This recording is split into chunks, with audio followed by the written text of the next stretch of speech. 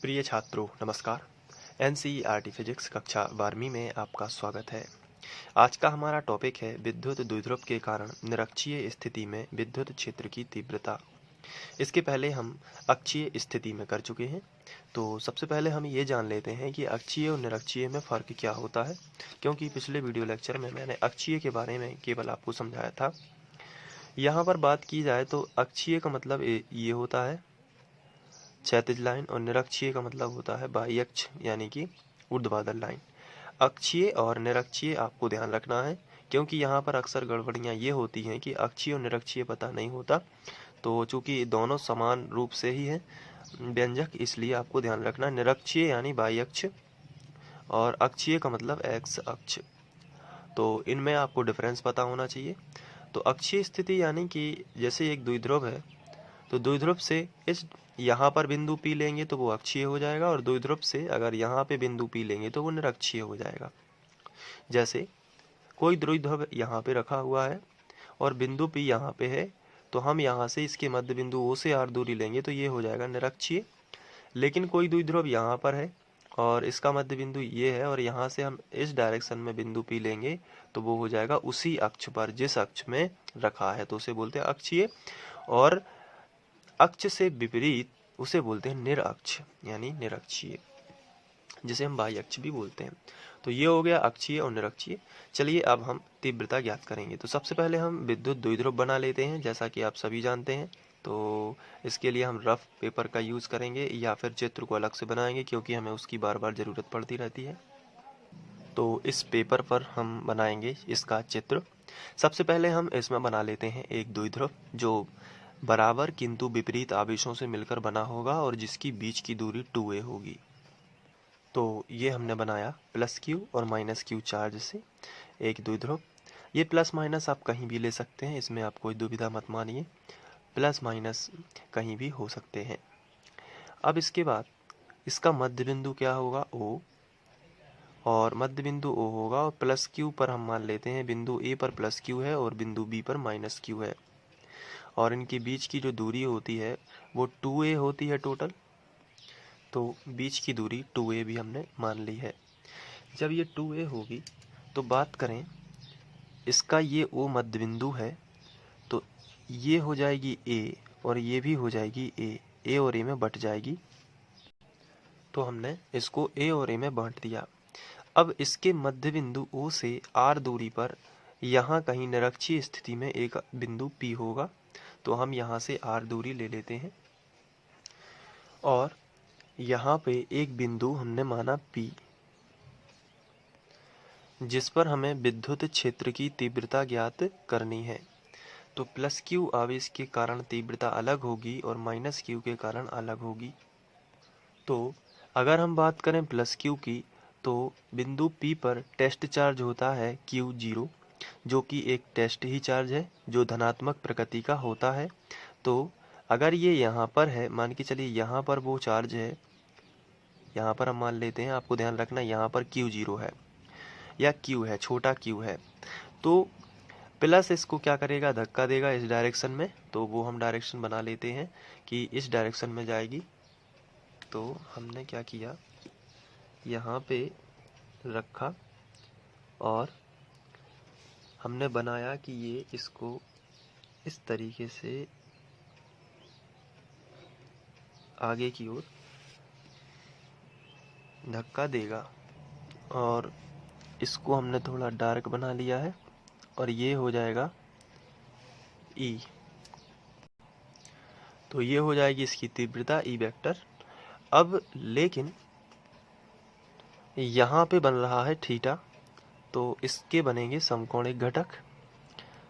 एक बनेगा इस तरीके से, समकोण टाइप बना देना है आपको, और एक बनेगा यहाँ ऊपर की ओर, ये देखिए ऐसा आपको बना देना है एग्जाम में, और यही कहलाता है समकोणिक घटक।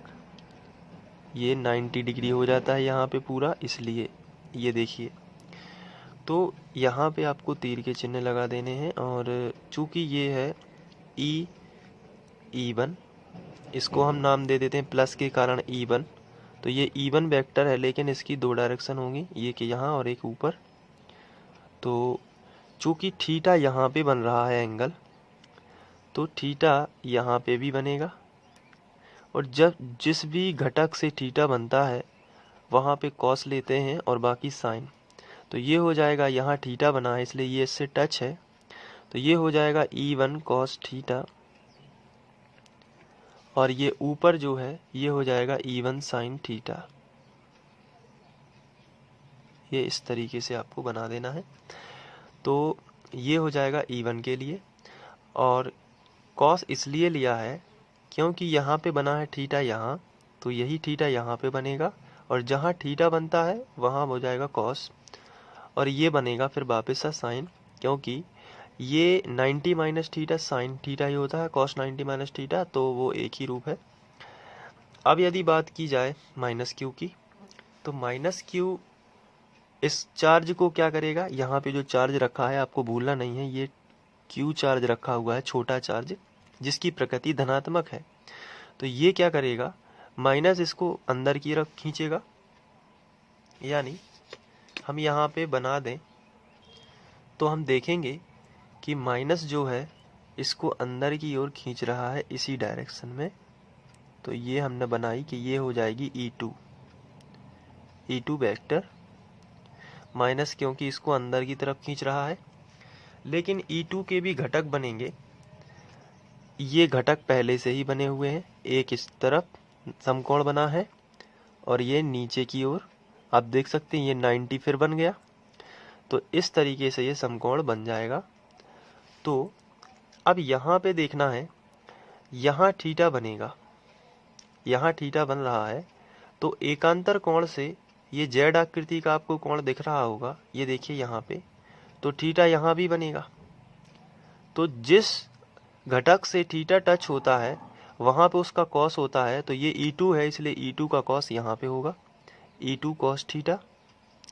तो ये जो बचा हुआ घटक है ये हो जाएगा E2 sin थीटा।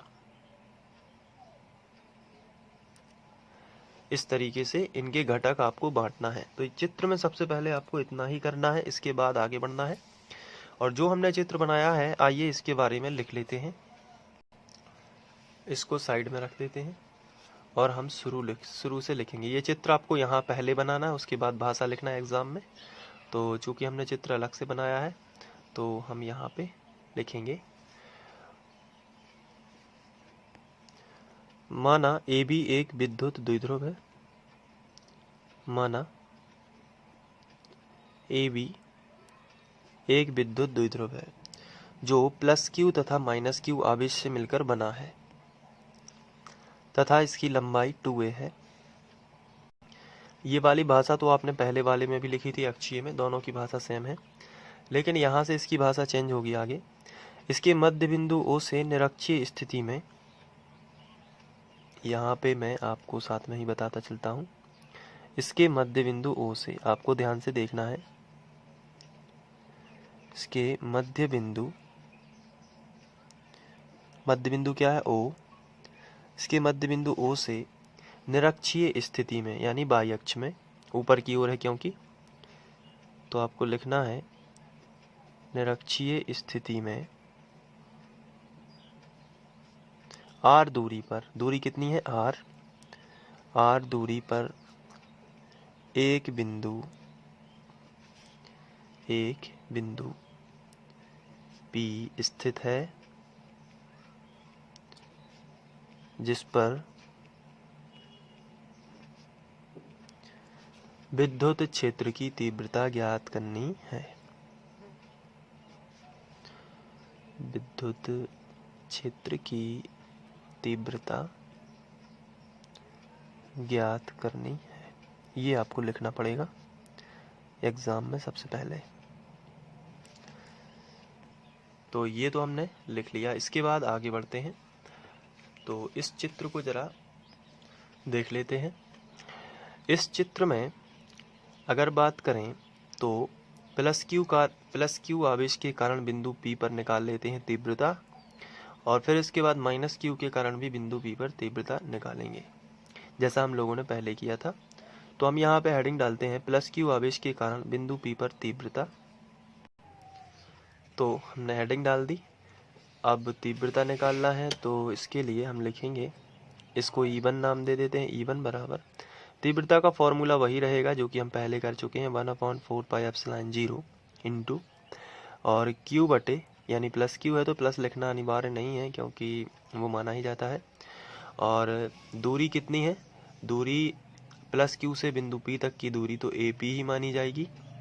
तो हम यहाँ पे लिख लेते हैं, क्योंकि दूरी का वर्ग है तो R वर्ग नहीं लिख सकते, क्योंकि प्लस Q यानी प्लस Q कहाँ पर स्थित है, बिंदु A पर।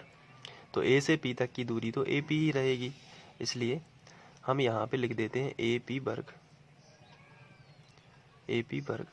और इसकी दिशा बता देते हैं AP वेक्टर दिशा में, तो हम यहाँ पे लिख देते हैं AP वेक्टर दिशा में। ये हमने दिशा भी बता दी। अब इसके बाद यदि बात की जाए AP के मान की, तो AP का मान खास तो है नहीं, ना ये R की रेंज में आ रहा कि बीच में कोई R हो या A हो। तो अब AP के मान के लिए हमें इस त्रिभुज को कंसीडर करना पड़ेगा। ये आपको त्रिभुज दिख रहा होगा, बहुत ही सिंपल है। यहाँ पे समकोण बना है तो समकोण के सामने की भुजा ये हो जाएगी कर्ण, और ये लंब आधार कोई भी ले सकते हैं। तो लंब और आधार दोनों का मान पता है, लंब कितना है R और आधार कितना है A, तो कर्ण हमें आसानी से मिल जाएगा। अगर हम समकोण त्रिभुज लगाएं इसमें, तो हम लिखेंगे समकोण त्रिभुज AOP में, किसके लिए, AP के लिए, केवल AP के मान के लिए हम यहाँ पे कर रहे हैं। तो हम लिखेंगे समकोण त्रिभुज AOP में, बीच में हमने O लिया है क्योंकि यहाँ पे 90 डिग्री बन रहा है। AOP में पाइथागोरस प्रमेय में, या डायरेक्ट लिख देते हैं AOP में यहाँ पे AP वर्ग बराबर R वर्ग प्लस A वर्ग, यानी कि लंब का वर्ग प्लस आधार का वर्ग, ये आ जाएगा R वर्ग A वर्ग, क्योंकि AP की वैल्यू इतनी ही रहेगी इस त्रिभुज में। तो AP वर्ग जहाँ से आया वहाँ पे हम R वर्ग A वर्ग रख सकते हैं, जहाँ पे AP वर्ग लिखा है। तो यहाँ से इसी तरीके से आपको एग्जाम में क्या करना, AP का मान निकाल लेना है। 4πε0 इंटू Q बटे AP की वैल्यू रख देते हैं R वर्ग प्लस A वर्ग, और इसको बना दिया समीकरण 1। अब हम बात करेंगे माइनस Q आवेश के कारण बिंदु P पर तीव्रता।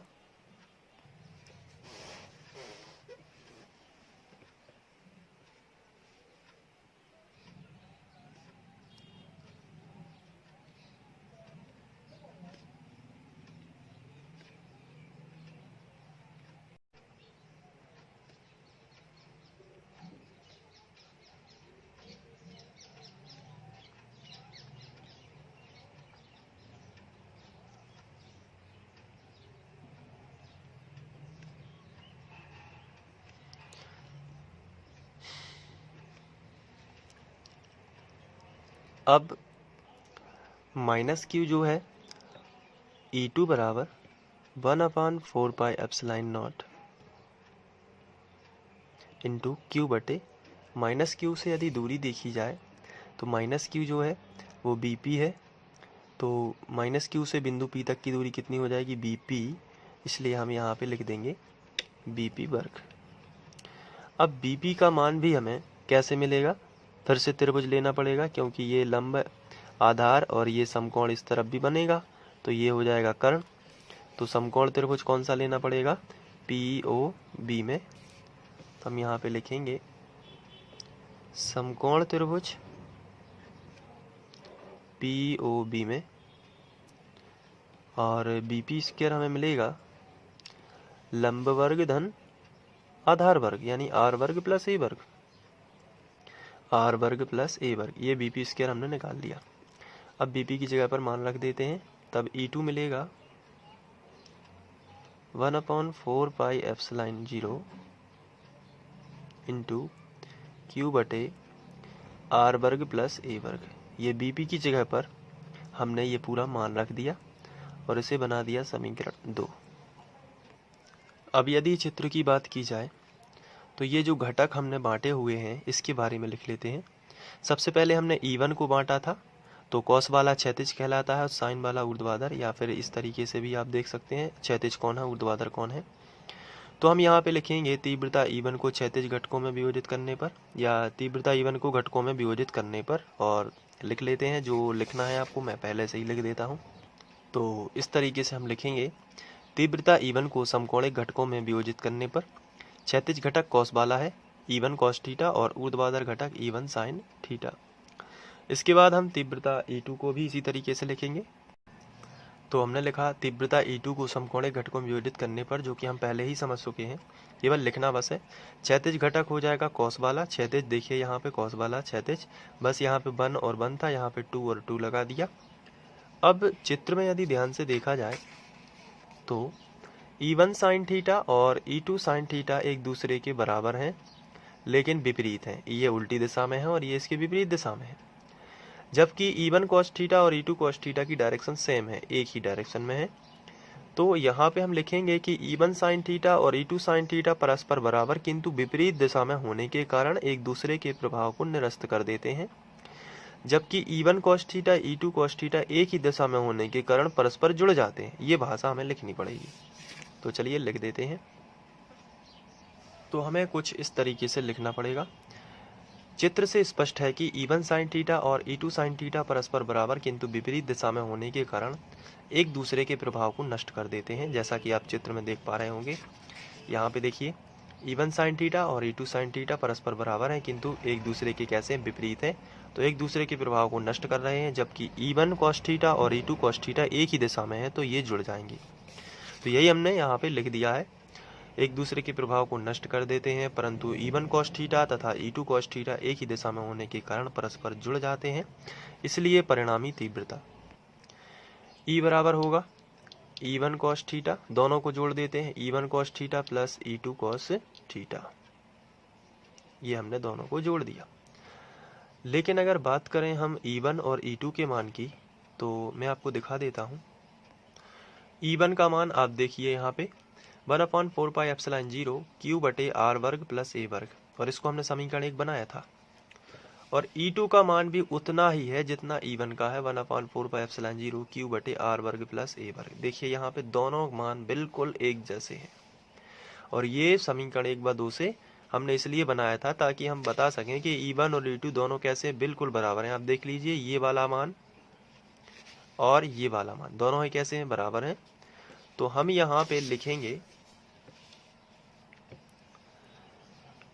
चूंकि E1 बराबर है E2 समीकरण 1/2 से,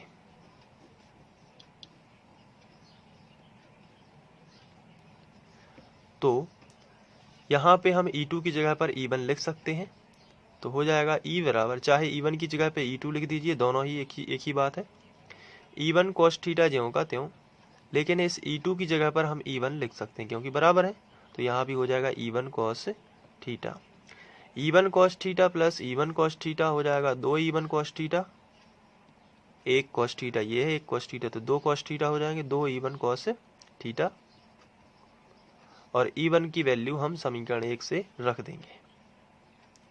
तो 2 गुणित E1 का मान पूरा हम लिख लेते हैं 1/4 पाई, जो मैंने अभी आपको दिखाया, एप्सिलॉन 0 इंटू Q बटे R वर्ग प्लस A वर्ग। ये हमने रखा Q का मान, E1 का मान पूरा, और गुणित में है cos थीटा, तो हमने cos थीटा भी लिख दिया।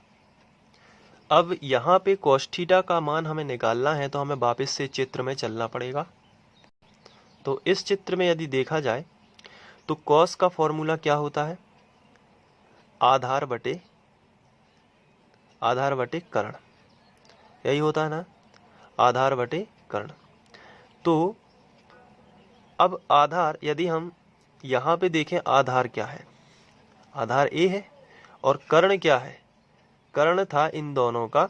अच्छा, कर्ण निकालना है तो हम लोग इतना तो निकाल चुके थे कि BP वर्ग बराबर कितना होता है, BP वर्ग बराबर R वर्ग प्लस A वर्ग।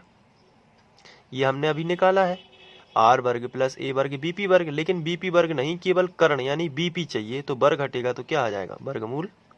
तो अगर शुद्ध BP का मान निकालें हम, चूंकि हम BP का नहीं निकालते थे क्योंकि हमारे पास BP वर्ग होता था, तो डायरेक्ट R वर्ग A वर्ग हो जाता था। लेकिन BP वर्ग की जगह पर BP का मान चाहिए, तो होगा यहाँ पे कर्ण R वर्ग प्लस A वर्ग, ये होगा कर्ण। तो आधार बटे कर्ण यानी कॉस थीटा यदि हमें चाहिए तो आधार बटे कर्ण होगा, यानी कि आधार यानी a बटे अंडर रूट r वर्ग प्लस a वर्ग, ये होगा कॉस थीटा का मान। इसलिए हम यहाँ पे लिखेंगे त्रिभुज या समकोण त्रिभुज, कॉस थीटा के लिए करेंगे ना, तो समकोण त्रिभुज BOP में कहीं भी ले सकते हैं आप, उस तरफ भी लेंगे तो भी वही वैल्यू मिलेगी, तो कोई भी त्रिभुज ले लीजिए, दोनों ही बराबर है। तो समकोण त्रिभुज BOP में अब हमें चाहिए कॉस थीटा, तो इसलिए हम लिखेंगे कॉस थीटा बराबर आधार बटे कर्ण, और चित्र से देखा जाए तो आधार है a, यदि हम इसमें फिर से देखें आधार है a और कर्ण है अंडर रूट r वर्ग प्लस a वर्ग, तो a बटे और कर्ण हो जाएगा r वर्ग प्लस, आपको चित्र में ही लिख देना है कर्ण, तो उससे डिफाइन हो जाएगा r वर्ग a वर्ग। तो ये मिल जाएगा कॉस का मान, तो वापस से कॉस की जगह पर रखेंगे तो आपको मिलेगा e बराबर 2 गुणित 1/4 पाई एप्सिलॉन 0 और q बटे r वर्ग प्लस a वर्ग, ये ज्यों का त्यों इतना पूरा यहाँ पे देखिए, और गुणित कॉस की जगह पर हम रखेंगे q बटे अंडर रूट r वर्ग प्लस a वर्ग, ये हमने रख दिया। अब इसके बाद हमें करना है e बराबर, आगे मैंने दोबारा से स्टेप लिखा है क्योंकि नेक्स्ट पेज था, तो यहाँ पे a है आधार बटे कर्ण, तो a इसको करेक्ट कर देता हूँ, और इस वाले पेज में भी यहाँ पे ये a ही होगा, क्योंकि आधार बटे कर्ण आप देखेंगे यहाँ पे a बटे इतना ही था। चलिए अब आगे बढ़ते हैं, तो 2QA ये क्या है, द्विध्रुव आघूर्ण, तो ये बनेगा P। तो सबसे पहले तो हम 1/4 पाई एप्सिलॉन 0 को अलग कर देते हैं, 2QA बन गया P, द्विध्रुव आघूर्ण P होता है, और नीचे यहाँ पर 1 की घात है, यहाँ पर 1 की घात है और यहाँ पर आधे की घात है, क्योंकि इस पर कोई भी घात नहीं तो 1 की मानी जाएगी। तो और ये r वर्ग a वर्ग पर आधे की घात यानी रूट लगी हुई है, तो आधे की मानी जाती है। कहने का मतलब ये है कि 1 की घात प्लस आधे की घात है दोनों के पास, तो टोटल कितनी हो जाएंगी, जोड़ देते हैं तो एलसीएम कर देते हैं, 2 एकम 2 और 1 3, तो हो जाएगा 3/2 की घात, किस पर, r वर्ग a वर्ग पर। यहाँ पे r वर्ग a वर्ग पर यदि कोष्टक के बाहर यदि कोष्टक लगा दिया जाए तो कोई भी घात नहीं है, तो 1 की मानी जाएगी, और यहाँ पर r वर्ग प्लस a वर्ग पर अंडर रूट है यानी कि 1/2 की, तो दोनों घातों को जोड़ दिया है, क्योंकि गुणा में घातें जुड़ती हैं तो एक साथ में हम लगा सकते हैं 3/2 की घात। तो यहाँ पे हम लिखेंगे r वर्ग प्लस a वर्ग पर 3/2 की घात, और यहाँ पे हमें बता देना पड़ेगा चूंकि q इंटू 2a बराबर p बराबर द्विध्रुव आघूर्ण, ये हमने पहले ही यहाँ पे लिख दिया। तो अब हम आगे बढ़ेंगे और इसको आगे सॉल्व करेंगे। तो यदि a बहुत ही छोटा हो, यदि चित्र में देखें ये द्विध्रुव की अल्प दूरी होती है, और अगर उसका भी आधा बहुत छोटा हो, a r की तुलना में यदि बहुत छोटा हो, तो इसे हम अलग कर सकते हैं। तो हम यहाँ पे लिखेंगे यदि a छोटा हो, बहुत छोटा हो r से, तो इसे नगण्य मानने पर, तो इसे नगण्य मानने पर, तो चलिए लिखते हैं e बराबर 1/4 pi epsilon not into p बटे a को हटा देंगे तो r के ऊपर आएगी r वर्ग के ऊपर आएगी 3/2 की घात, तो 2 से 2 कैंसिल हो जाएंगे, तो r के ऊपर बचेगी केवल और केवल 3 की घात। तो e बराबर आएगा 1/4 पाई एप्सिलॉन 0 इंटू p बटे r घन, ये आएगा न्यूटन प्रति कूलम। तो यही हो जाएगी निरक्षीय स्थिति में तीव्रता। और यदि माध्यम का परावैद्युतांक k हो तो E बनेगा 1/4 पाई एप्सिलॉन नॉट, k बस जोड़ देना है, इंटू p बटे r घन, यही हो जाएगा न्यूटन पर कूलम। इस तरीके से हम यहाँ पे करेंगे, और यही निरक्षीय स्थिति में तीव्रता का व्यंजक होगा। और वायु अनिर्वात में के बराबर वापस से 1 भी कर सकते हैं, तो वो भी इसमें हम लिख सकते हैं। तो इसके बाद मैं आपको स्क्रीनशॉट दे देता हूँ। सबसे पहले आपको क्वेश्चन लिख के ये चित्र बनाना है, तो क्वेश्चन का स्क्रीनशॉट लीजिए सबसे पहले। उसके बाद ये चित्र है, इसका भी आप स्क्रीनशॉट ले लीजिए। फिर इसके बाद आपको भाषा लिखनी है। चलिए ठीक है। अब इसके बाद ये रहा स्क्रीनशॉट पहला।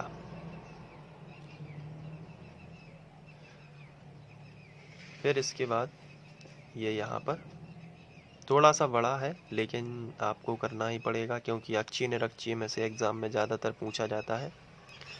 इसके बाद ये है,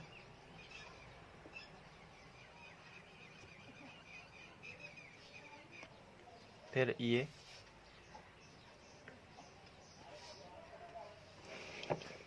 इसके बाद ये,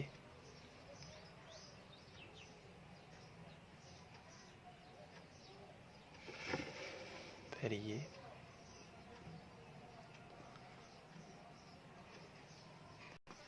फिर ये,